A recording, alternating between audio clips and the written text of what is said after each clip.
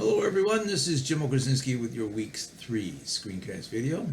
So looking at this week's schedule, we have discussion boards 4 and 5 on tap for this week, along with responses. We're moving on from love letters. I think everybody did a great job in focusing on purpose and audience and understanding how language and writing and all of it works to get things done in the world.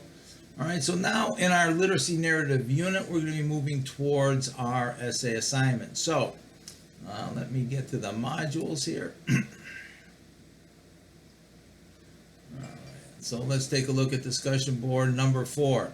Now, discussion board number 4 is all about developing a topic for your essay assignment. Okay, so after reading What Do I Write About and How to Write a Literacy Narrative on pages 28-29 of the textbook, use the discussion board to brainstorm a topic or topics for your essay 1. A good strategy is to review the essay instructions before writing the initial post, and I think that's kind of critical. So let me get to the module here back, and let's look at the target assessment. This is your essay assignment. So the literacy narrative. So I'm asking you to write a personal essay about your literary experience. The questions I have here: what role has literacy played throughout your life so far? What experiences best describe your most reliable literacy moments? And more importantly, what do I understand about this now that I didn't understand then? So look at those inquiry questions, and in answering those, it might help you develop a topic. So I'm looking for you to write a literacy essay, literacy narrative. This essay is not a life story, as I say there in bold, but a narrow telling of a literary event. Okay, that way you can write in great detail and focus. There must be a purpose behind telling your literacy story that speaks in some way to someone else. All human beings share aspects of any kind of struggles when it comes to reading, writing, or language. And remember, this is a public audience. So you should write with the understanding that your audience is not aware of your particular situation or your literacy experiences. So I want you to turn around and take a look at what you have in your life. Look for an event or an experience that has happened to you in the past, okay? And your opening of your essay should set the stage for the reader. So since your personal essay is for a public audience, you must assume that the audience has no prior knowledge of your literacy experience, right? So answering the 5 W's, who, what, where, when, and why, is always a good start to this type of essay for a public audience. So the idea behind this, the length, I should say, behind this essay is 1,000 to 1,200 words. So you're going to want to be sure that you can start really working on a topic.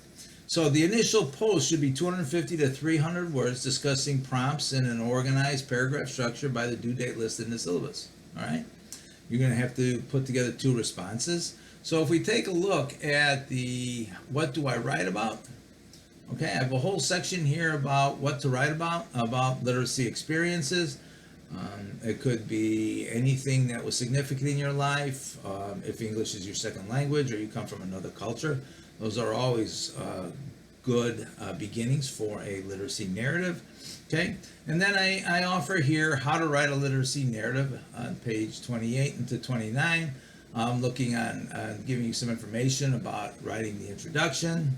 Okay, looking once again at the essay's instructions, and then some additional information here about circling around a single literacy event, right? So you want to avoid the life story, and I do get these quite a bit. The typical 5-paragraph structure, as I say here, I get the, elementary school, middle school, high school, 3 paragraphs, 2 paragraphs in each end. And while this, it may be somewhat interesting, the idea here is that while you're doing the whole life literacy story, you're just not able to focus and write in great, detail to really paint a picture and show the audience what you were experiencing, right? So I talk about developing a full draft, avoid the list syndrome, and then even to the conclusion. All right, so then when we get to also discussion board number 5, hopefully this will be it right here.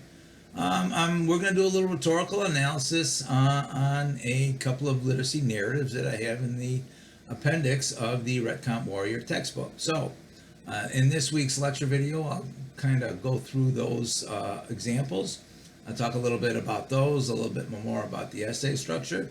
But you should read pages 28 and 29 before you post your possible topics and move on to the analysis here of the literacy narratives of past students, the examples in the back of the textbook, all right, in the appendix in the textbook. So these are our two discussion boards for the week.